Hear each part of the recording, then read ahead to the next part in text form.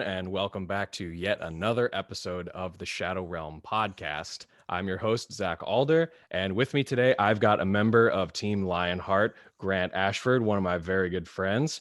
And today, guys, we have a sort of a different change of pace for today's episode.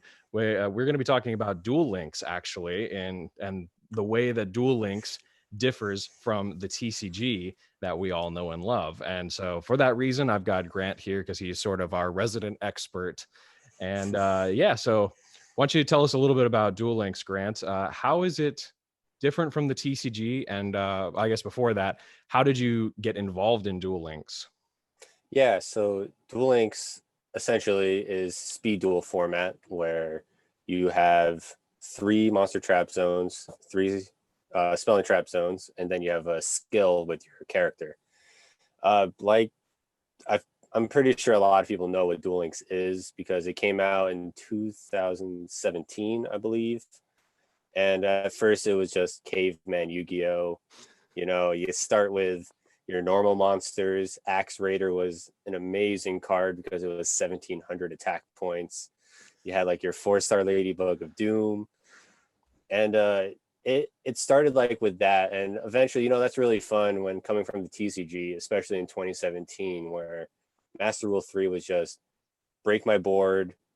I summoned a mesh of stuff, or it was like ABC. I would just always banish and detach and avoid targeting. Like a lot of crazy stuff was going on. So it was kind of cool with this slower paced game. However, it did get kind of boring. Like, I'm not gonna lie. So I did stop because my phone couldn't take it. Like, I don't need caveman Yu-Gi-Oh.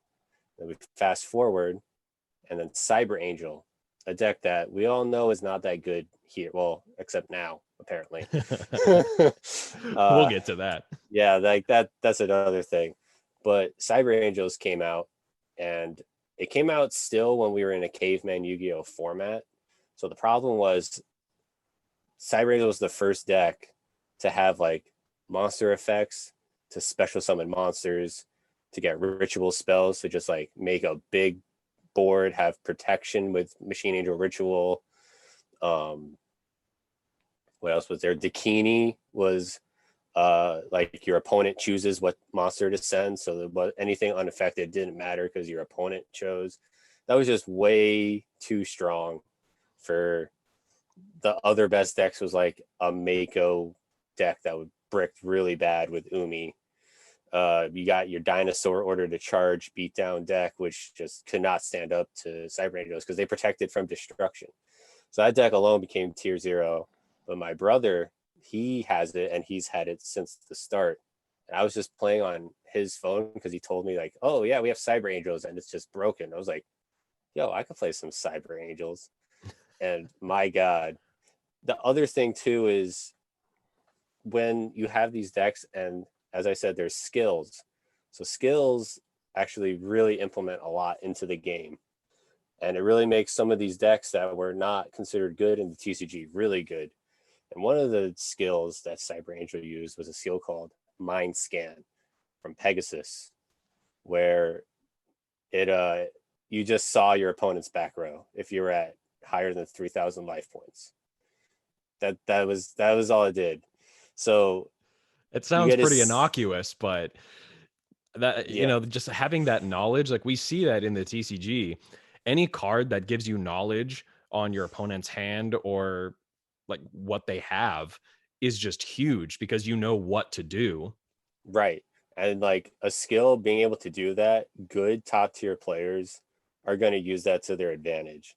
Because also the only one out to Cyber Angels, and I like that this was the out, is the classic card Enemy Controller. So what you did was they go Dakini, they go Activate Effect, you go Enemy Controller to take the Dakini, and then choose the Dakini that your opponent made you choose with the monster. But with Mind Scan, you can see, oh, they're running Enemy Controller. I'm just not going to activate Dakini. Like and you're just like, okay, like they'll put it in defense mode or they'll take it and I'll just get it back next turn.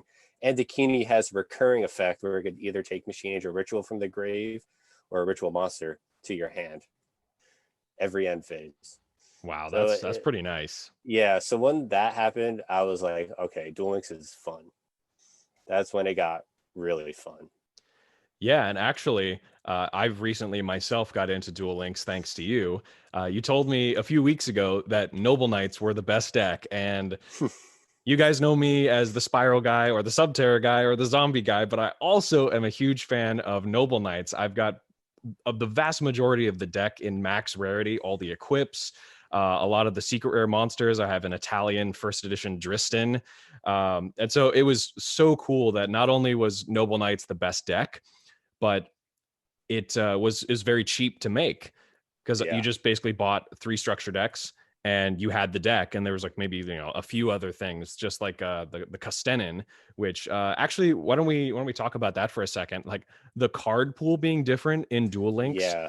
is so significant because cards that never would see the light of day in the TCG are broken in Duel Links. And it's actually kind of a Yeah. meme between us where you're reading the commons of a new set and you're like, oh my God, that card's trash, but it'd be broken Oh in Duel yeah. Links. All the time. Every time I see support now in the TCG, I look at what is going to be the bad cards here because I could be like, oh, that could actually be good. Sometimes though, what's really cool is sometimes it also flops in Duel Links.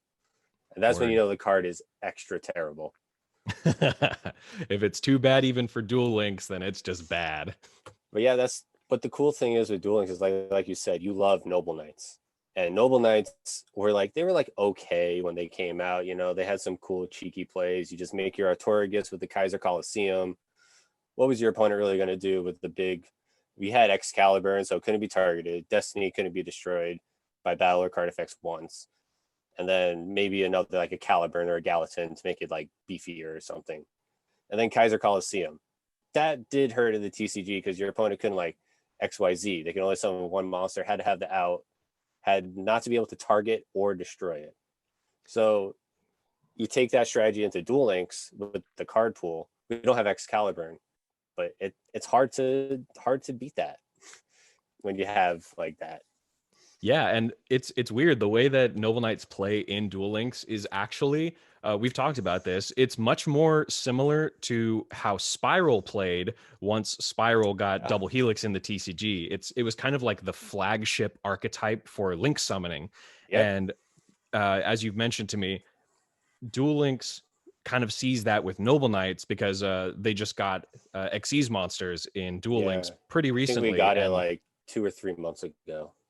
yeah, so it's still like a very new mechanic in Duel Links. And I gotta say, guys, the deck is so much fun to play. It has answers for pretty much everything going first and second. And it really does like it requires 2 card combos, Yep. the not hard once per turn popping effects of like Arfaduder and like Driston being able to pop a face up as well is just like it feels like tough agent combo. And you guys know me, I love Yeah. Spiral. So as soon as Grant told me, Yeah. like, bro, it's Spiral 2.0, but it's in Duel Links, I was like, sold. I'm gonna spend like $15, Yeah. get I a knew few it. structure decks, and I actually was able to climb the King of Games ladder, and I hit King of Games in like 3 days because Yeah. I was Yeah. never not on Duel Links for like 3 solid days. Yeah. For rookie rank 1 to King of Games. Like this is from the literal bottom all the way to the top. And it's just like he picked a deck that he really liked, and it's the best deck right now, which is insane. But this was another thing too, is like when I saw the structure deck get released, this was even before the new set came out. I kept saying like, because we had Noble Knights early on, and it was just Driston pop control, where you would use Typhoon to pop your own stuff to re-equip to the Driston on your opponent's turn, and you use like Wild Tornado for the same thing. So you just Whoa. keep like disrupting your opponent, and like it was a good deck. I would give it like tier 3 at the time because the decks that were happening, I think, was Sylvan and decks like that where they needed their monster. So like the Driston pop was very, very relevant to stopping that strategy. However, since it was an XYZ deck, and I'll get also into that too, they couldn't XYZ because we didn't have XYZs yet. So it was literally just Driston pop.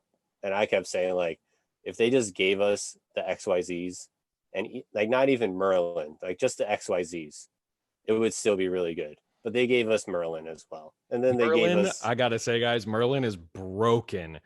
And yeah, the skill, by the way, guys, the skill that makes Noble Knights so good is called balance.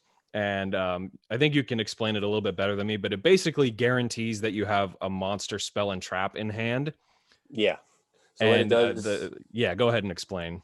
so the skill got nerfed a couple times, but essentially what it is it balances out your hand, hence this name balance.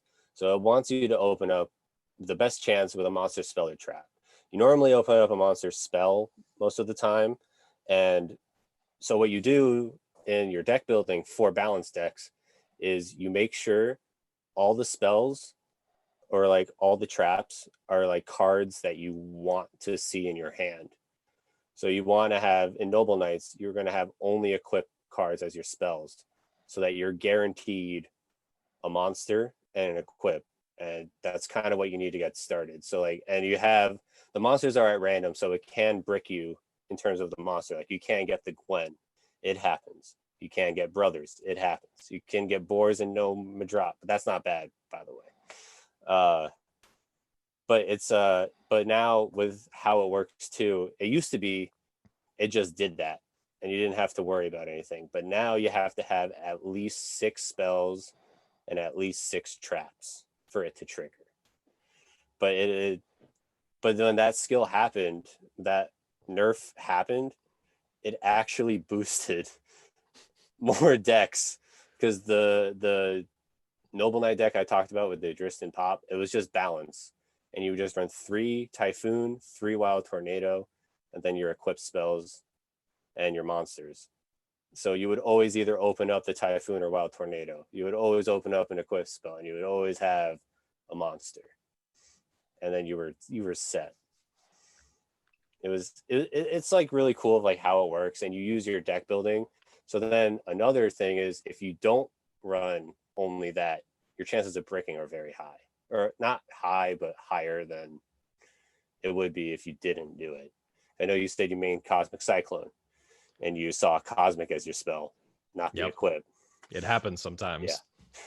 There was a guy in a tournament, and it was Noble Knights versus Invoked Neos. Noble Knight bricked twice because he was maining Hey Trunade. He didn't see any equips, and he got 2-0'd and super fast because he just bricked. Like he had nothing. That's another throwback to Spiral. That deck was infamous for its bricks because like 35% of your deck was just hand traps. So sometimes you'd open up like Master Plan, one of the rescues. Oh yeah. Like 3 hand traps, and you're just yeah. like, what Open do up I the do driver. with this? Open No up gamma, the driver, just driver. no gamma. Yeah, I've had like driver Master Plan, driver Master Plan, and like the trap and spell like rescue and that, and nothing.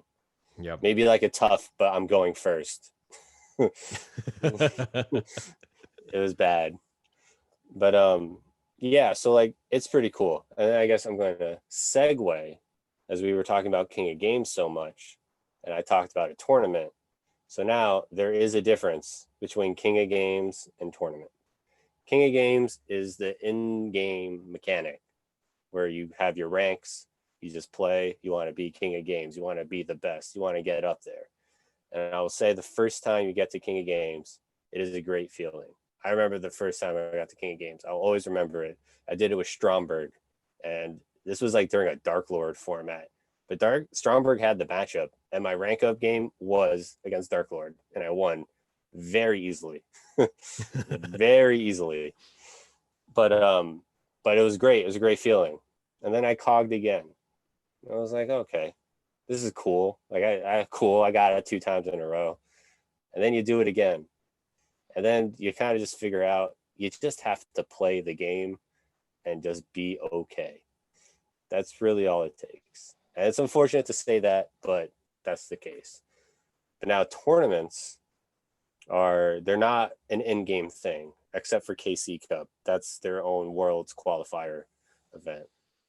But with tournaments, it's like third-party people, like they make their own tournament series and stuff like that. And you have everyone in a tournament is at least able to king of games consistently, like it's nothing. Like they just treat it like, oh, I'm just going to king of games. So you already have people that are at least competent in the game. To then, when you're playing someone, you know he's at least always going to be knowing what he's doing for the most part. But that's when you get really good, because then when you keep playing people like that, and then you can beat like the average tournament competitor, but they're like, they still they probably have like 20 cogs like in a row. I'm at like 15 because I can. And it's just like, you know, the game's going to be good. They spend a lot of money on the game, like we all spend. It's like basically playing in a YCS and a regionals. Like most of the people are going to have their cards because this is a tournament and they want to win, and you're gonna like have to dish out the money to get your. I remember like Ash Blossoms when those were big, Dimensional Barriers when you needed them, Pot of Desires was huge. Like you're gonna need those kind of cards, and unfortunately, Duel Links can get up to there if you choose so, and I do choose so. Spend a lot of money on this, but it's like people do get bored of just hitting cog all the time. So when you go to tournaments, you go against people that think kind of alike, that like you, but you know, like you also have something to like really go for that's just not just king of games. And usually these tournaments are all cash prizes. And I can talk about like what tournaments to go to, I guess, towards the end and a little further down the lane. But if I didn't do tournaments, I just would not be nearly as good as I am at Duel Links.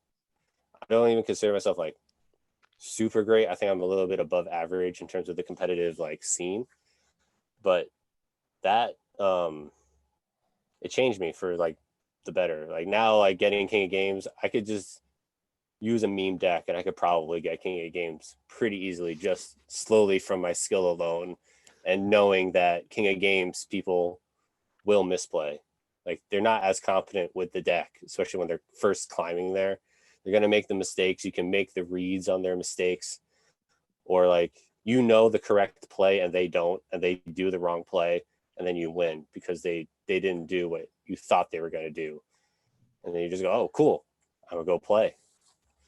That actually reminds me, speaking of making the read, one thing that I've noticed is different in Duel Links to the TCG is that you can actually correctly guess what deck your opponent is playing before Yeah, you even start playing, which yeah, unless you like play someone previously at a round, or if you're playing against someone who you know is well known for a certain deck, so they're probably yeah, going to be playing it, but like you can actually see and pretty much know for sure what deck they're playing. So like for example, right now, if you see somebody playing like if you see balance, you can be, depending on where you are, you can be pretty sure that they're going to be playing Noble Knights. And yeah. there's also skills like the Destiny Draw, Yep. and what was another one that I'm seeing a lot? There's one that like guarantees coin flips to Oh, work out in your Master of favor. Destiny. Yeah, that skill is Yeah, just insane, because a lot of the reason that cards that require coin flips are not good is because half the time they're going to work out and half the yeah, time they're just going to fizzle or like hurt you. But yeah. You with that don't want skill, I think luck. it guarantees the first 3 heads. Yeah, it guarantees the first 3 heads. So cards Crazy. like Cup of Ace, Just pot of which, greed. yeah, like that card is garbage in the TCG, but with that skill, it's Pot of Greed, and it's like, why wouldn't you play that? Yeah, that's actually insane. When I first saw that deck, which is it's like Desperado Barrel Dragon Dark Yeah, Machine dot deck, uh that kind of threw me for such a huge loop, because I was like, oh my god, Cup of Ace, that's so bad. And then here you go. You I see the played it like, ting, it goes on the top. yeah, like I watched like I played against this deck like 5 or 6 times on the King of Games ladder at least, and It's very popular. it was very popular, and I just kept seeing like, why are they playing Cup of, oh my god, it must be the skill. Yeah. Oh And then no, you they look just at get the to play skill. Pot of Greed. It was Yeah, dude. crazy, bro. There have been just games where it's like, yeah, and you get the first three. So like people have opened double cup of ace. And so it's not And like it's you have also not one once per pot of turn. greed. Yeah, you have two pot of greeds, which is also a good segment into the reason why it's at two and not why you're running three. So we do have a ban Word. list. And how the ban list works, and I think Konami was very smart in this. And the only way it cannot work in the TCG because we have way too many cards for it to work in the TCG. But since Duel Links has such a controlled card pool, the ban list got to work like this. The first ban list hit was Cyber Angels, and my brother and I learned this the hard way. We didn't know how it was going because they just did it at first. So if a card is at one, you can only have one of that card that is at one. So like let's say you have like two limited cards, you can only have one of each of those limited cards in your deck. So like from the entire pool of limited cards, you can only take one limited card. Yeah, you can only And have from the one. whole semi-limited pool, you can only have two cards from that separate pool. Yeah, it could be And one there's of actually each. even there's a limited 3 option, Yeah, which we that don't was have in the TCG at all. that was the new edition. I think it happened probably 5-6 months ago or something like that. And it was funny was my brother and I were talking like, they should have like a limited to three because it's like I think some cards really needed that. And long and behold, limited to three happened. And the reason that limited to three happened is Konami doesn't hit ultra rare cards from boxes because they want you to spend the money or spend the time to get these things because they're a business. So the problem that people were having was they would make these powerful ultra rare cards. Like when they gave us Invoked, they weren't hitting Alistair or Invocation because Mm. they were ultra rare, and that set was selling like hotcakes. Like everybody was buying Invoked. If you like, it was like, why wouldn't you buy Invoked? It was just so good, and it was crazy to have Invoked anyway in Duel Links. That's We're another both thing. big fans of Invoked in the Yeah, TCG. I have the deck max rarity. I actually just got my collector's rare Alistair Invoker of Madness because I had to upgrade it because I have to have yeah, max dude. rarity invoked, bro. You know, Yeah, I have my ulti Italian invocations. My Alistairs are secret rare. I've got my 2 secret Mechabuzz. Like, got the whole thing. yeah, dude. Like, I, there's like a whole thing. I'll just say it right now. There are two archetypes that should have never been introduced to Duel Links, and that is Invoked and the Synchro 6 Samurai support. And my reason for that is it's because they were tier 0, tier 1 in the TCG. There was 6 Samurai took over. That format was garbage. It was terrible. I didn't even bother playing in that format because it was so toxic. Especially when Gateway was at 3, like that was bad. We don't have Gateway, but you don't need Gateway in Duel Links when you have 3 6 Samurai Shien, and then you have United, you have Dojo, they give us the secret 6 Samurai, so we have a 4 and a 1-2. Like, why would they do that? Like, they gave us like you could summon 2 Shien in a slow format where 2 spell and trap negates were just too strong and you lost. And 6 Yeah, Samurai goes because you first, you only win. start with 4 cards in your hand instead of Yeah, 5. and you And I don't guess draw that's one of going the other first. big differences. Yeah, you don't draw going first. It's it took some getting used to, Yeah, and also there not being a main phase 2. yeah, that is huge. I just like kind of brushed it because I said speed duel rules, but no main phase 2 is actually really insane because you can't do your like attack, and then I'm gonna go make my big monster and then set some back row and end my turn. You gotta do all that shit in main phase 1. All of it. Yeah. So like, and then like cards like Wall of Disruption, which probably no one knows what that card does. So what that card does is when your opponent attacks, you flip it up, and each of your opponent's monsters loses 800 attack for each monster that's on the field. Now in the TCG, that's terrible because they can just synchro XYZ link away the monsters that just got decreased. You can't do that in Duel Links. The Wall of Disruption permanently puts them. It's permanent too. That's At like crazy. if you have two monsters, they both lose 1600 attack.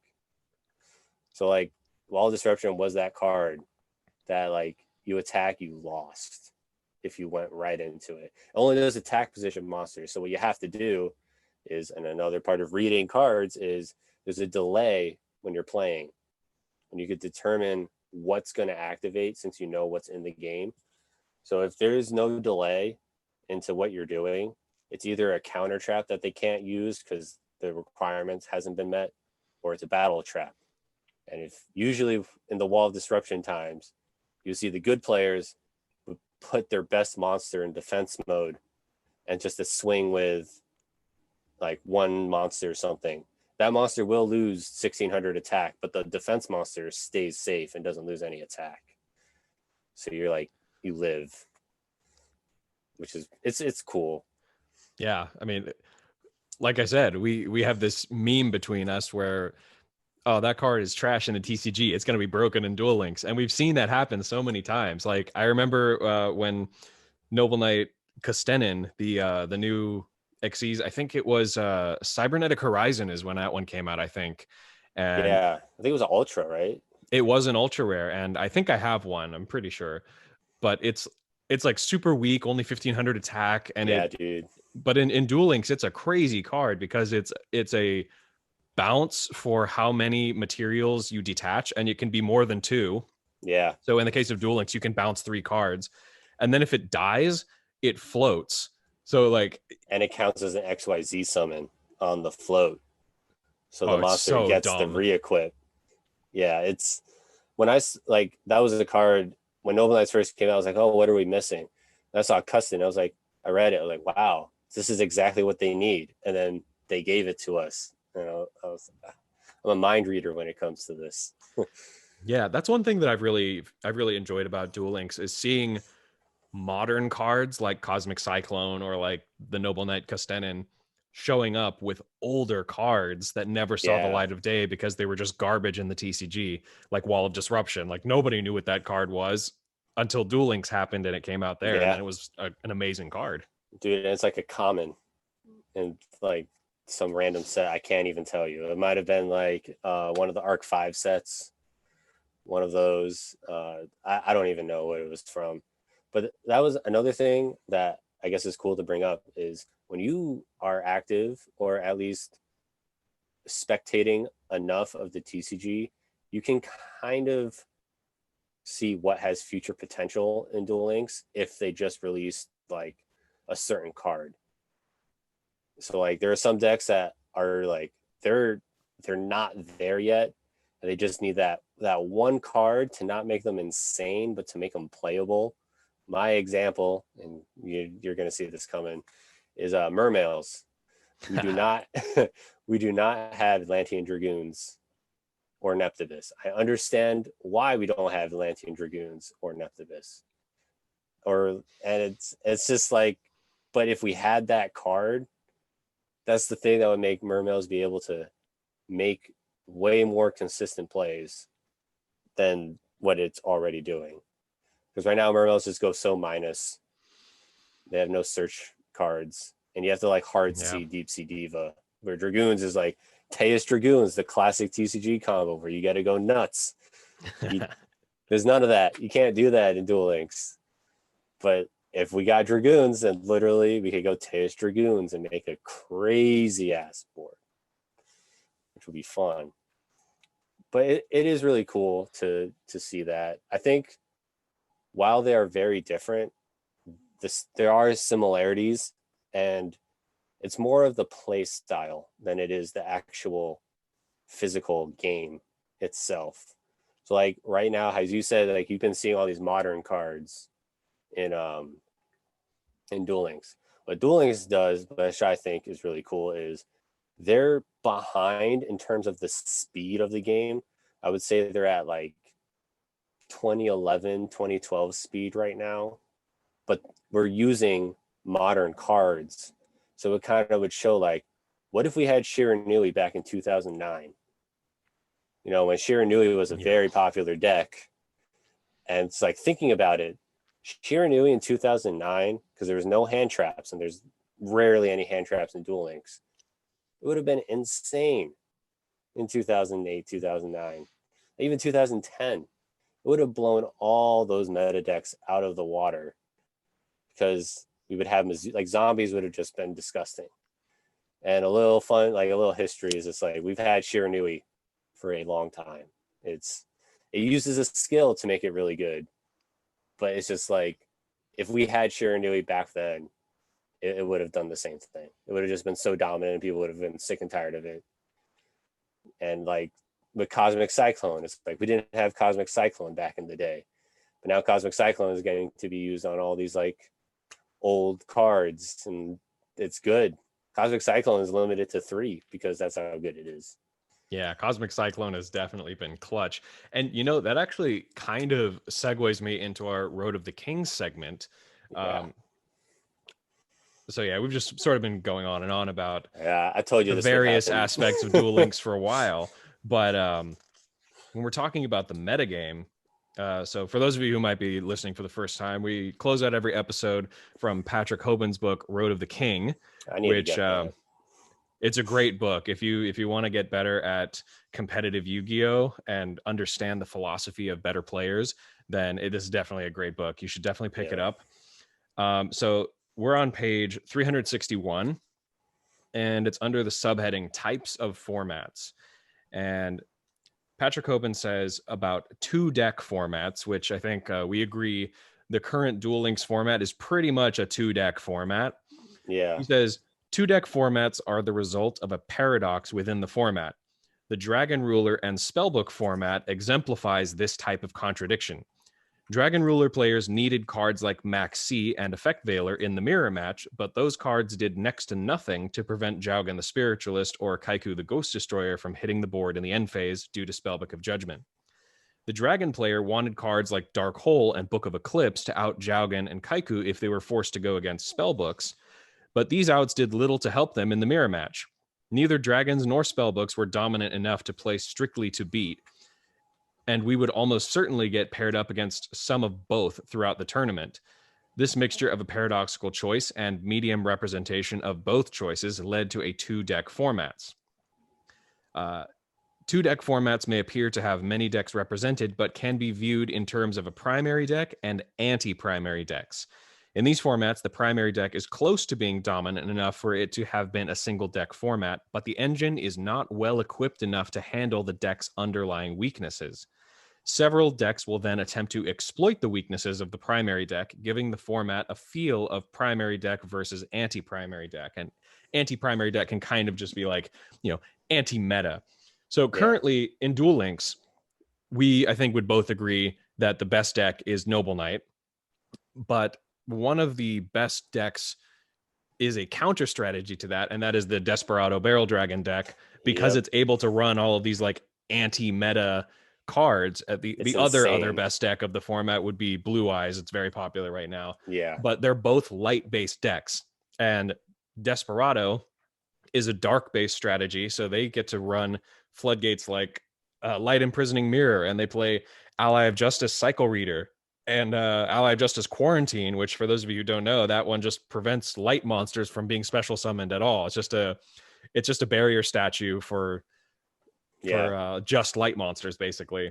And so being able to capitalize on that weakness of the top strategies leads to this 2-deck format where you have your meta deck, the deck to beat, and then you have the anti-meta deck that just has a really good matchup because of the floodgates and the counter strategy cards that it's able to run. So what's your take on that? Yeah, so actually funny enough I was going to compare it to the Dragon Ruler format, and deck in that format was Evil Swarm. And like Desperado is definitely better with how it plays than Evil Swarm was, because Evil Swarm was literally anti Dragon Ruler Spellbook deck. It did nothing else against other decks. It was pretty terrible against other decks. But with Desperado, it can not only do the Ally of Justice stuff, because another thing to import is Desperado is a dark machine. Like it's a dark machine deck, and they thrive on dark machines most of the time. Like when Desperado's effect is when a dark machine is destroyed, you can special summon it from the hand, and then you can use its effect in the battle phase. So that's just free. When you destroy the Quarantine, you got to deal with a Desperado, and then you also got to deal with Super Team Buddy Force, to target the quarantine to just summon a Desperado from your hand or your grave. Yeah, it's really stupid. And also Desperado can main and side deck Necro Valley. They could do Zombie World if they really wanted to. Zombie World kind of hurts them a little bit. But yeah, so like it is crazy. And before Blue Eyes got their big support, Goki was that deck because Goki was able to. Goki has always just been a control deck. It uses back row really well and uses its floating mechanic to search what you want. It doesn't link some. We don't have links, so it was kind of cool seeing Goki not link and do all that. Like when you hear Goki, you just think of the U board. Goki in Duel Links is actually a control deck and does one-on-one. Yeah, it does 1-for-1 interactions, but you get a search, so they kind of nag while you kind of generating more advantage. And they have an OTK with you actually use Twist Cobra's effect. Like you use their effects. It's really cool. I really like it. But they could main deck Necro Valley because they don't do anything from the grave besides their own effects to search when they die. So like, and they run balance. So they just did 3 Necro Valley and like 2 enemy controller and another spell, but they had the high chance of seeing Necro Valley. And Noble Knights just kind of lost to Necro Valley if they didn't have the out. So like Goki was having that good matchup on Noble Knights and it was taking some tournaments.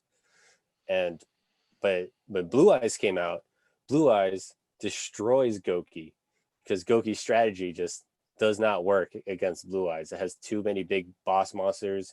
The Blue Eyes Synchro Spirit can negate grave effects so that their floats won't happen.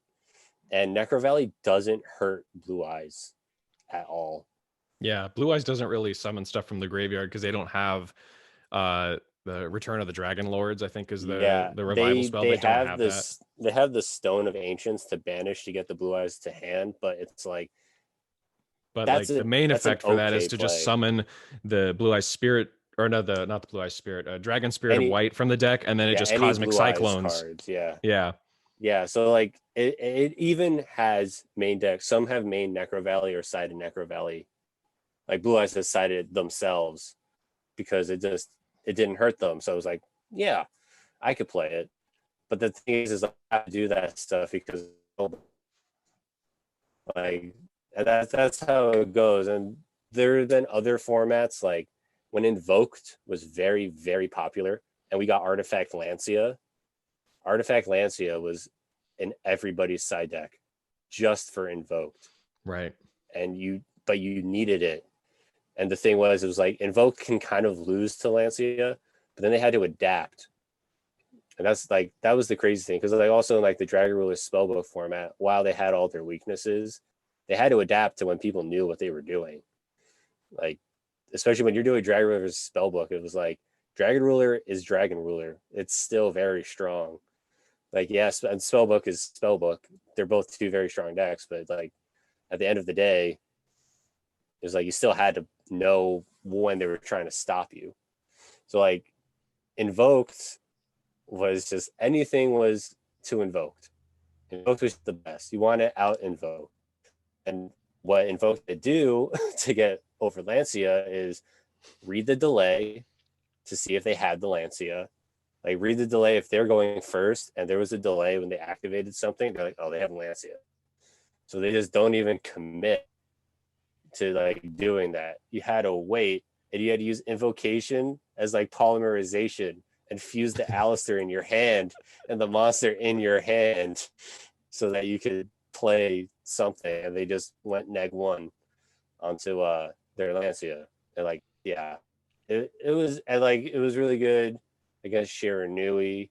And then we had like Shiranui Crystron. And then we've had a lot of 2-deck formats. It is really cool to see how a lot of things that are applicable in the TCG also carry over into Duel Links. Yeah. There are many differences, but I think the things that are similar are enough that players who maybe are a little bit tired of the TCG or maybe just want a new and different way to play Yu-Gi-Oh can definitely find a home in Duel Links. Yeah, I know that it's not going to be like my primary place to go, but it is still a lot of fun if I just want to like, just like scratch the itch, play some Yu-Gis. Yeah, dude, I'm just happy I got you like into it. Because you know me, I've been talking about Duel Links for a long time. I I personally like it more than the TCG because of the reasons you just said. I was kind of getting sick of just the crazy things that these TCG decks do, and just like all these cards. And I just with Duel Links too is like it's a mobile game, so you have it on the go. And like TCG, you can't really do that. But the fact that you could just like play somebody, like just a random person, because you can, your phone, you're. I just found like I got more uses being able to always play and being like, oh, this is really fun. Like I could always play this. Like I always have something to do. I don't have to really worry about like going to a locals or playing solitaire all the time and then trying to buy all these cards to then go to locals and then they'll do kind of okay. Where like dueling, I could just play. I could play like outside. I could play like when I'm on a break. It's and I do think if you are a competitive TCG player, like you've competed, you've done events and stuff, you will be already a lot better than the majority of players that play Duel Links in the game already, because Word. like the mentality, like basic. The deck building can be different in Duel Links, but you understand like the basics of like this could be really bad and brick me.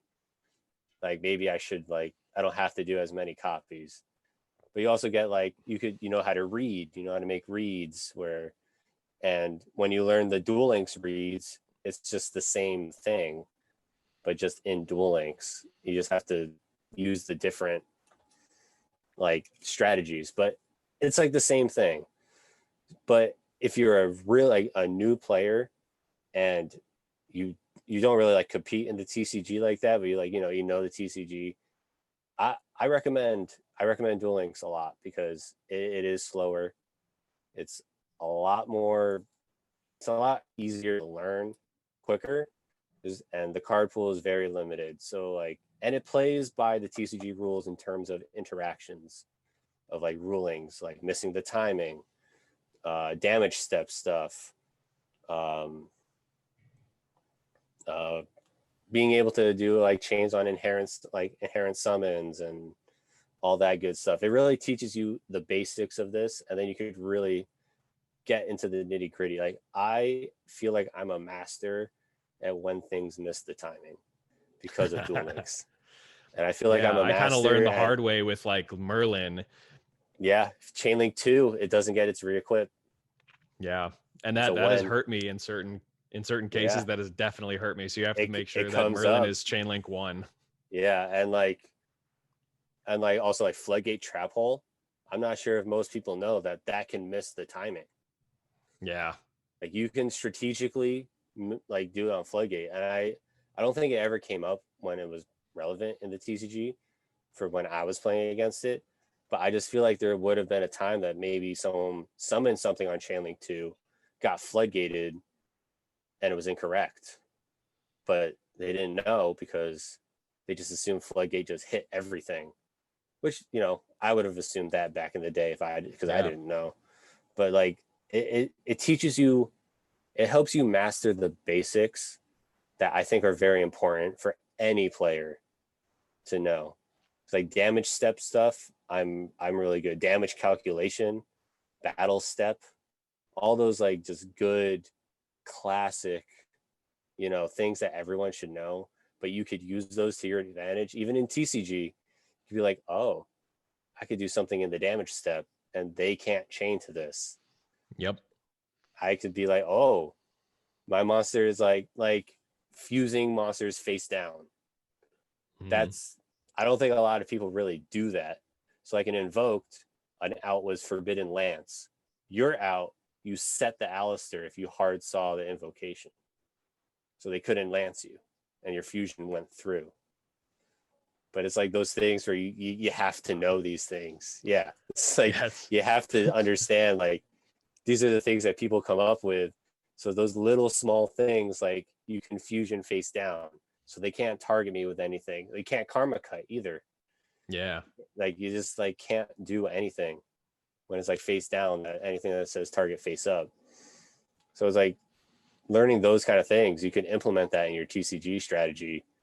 And I feel like when I picked up Eldritch, I learned it really fast because it was just, I liked Eldritch because it's like your basic, like you just go step by step, you stop your opponent, you control the board a little bit, you do some shenanigans. I did my invoked strategies a lot.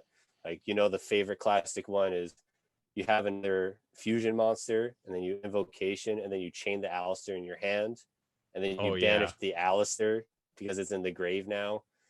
I learned that in Duel Links. It was insane. I just Yeah, saw that's someone the do that. classic Duel Links play. Yeah, Like, and I never thought of doing that in the TCG, and we both played a lot of Invoke. yeah. So I never yeah, did that. I would also definitely recommend to any of you players who want to get better at Yu-Gi-Oh, it's a really good tool to help you understand a lot of basic things because, like you said, they work exactly the same way in Duel Links as they do in the TCG. The only things that are really different are like deck building, skills being implemented, Yep. and there being no main phase two. Like those are the big three differences, I would say. Yeah. So yeah, if you want to sort of like polish your chops a little bit and get better at Yu-Gi-Oh, then definitely do that. But that actually, I think, will bring us into our final little segue into I think I know where this is going. just a little plug. So we at Bemani Lounge and Team Lionheart offer what we call the Pro program. It is $5 a month to enter, and we have a couple of great members already. And being a part of the Pro program enables you to talk to our Pro members and also our team members in our Pro chat. We have tournaments that we'll be running pretty much weekly once things at the lounge get a little bit back up to speed. So we Yeah. have exclusive tournaments for our members, and at the end of every month, we offer a trial, and the winner of that trial gets to basically bump the lowest ranked member of Team Lionheart off the team, and you take their place and you stop paying dues. And there are a lot of great advantages to being on our team. I will Once say IRL there is a events lot are of like back advantage. up and running, Yeah. we get discounted or free travel to events once those start running up again. So guys, if you are interested in joining our Pro program, then hit us up, hit up our Facebook Yeah. group, Bemani Lounge. And thanks for listening to this long-winded discussion on Duel Links. Yeah. We I'm could keep also going gonna on this forever. Oh, dude, I could talk about this for hours. But I'll also say, including with the Pro program, I'm here to coach for Duel Links if you guys want to learn. I Absolutely. could That's something I missed out saying just a minute ago, that we also offer coachings through the Pro program. And if you want to know anything about Duel Links, Grant is yeah. your man. Like I can guarantee I could definitely get you started. I got my man started to go from rookie rank 1 to KOG in 3 days. If your goal is Yeah, King of man. Games, I can get you to do that very easily. If you want to do tournaments, it might require a little more coaching, but I can definitely help you into the matter of doing that. I've gotten some people on the Pro chat into Duel Links. I think we got like 3 or 4 people. Yeah. I So love to see the community expand like that. So, guys, yeah, I think that's going to wrap up our episode of the Shadow Realm podcast. Thank you so much for tuning in and listening again to us talk about this crazy game that ramble we on. all know and love. And I think that's all we've got for you guys. Good Yeah. luck. Have fun, duelists. This is your host, Zack Alder, signing off. And we will catch you in the next episode. Peace.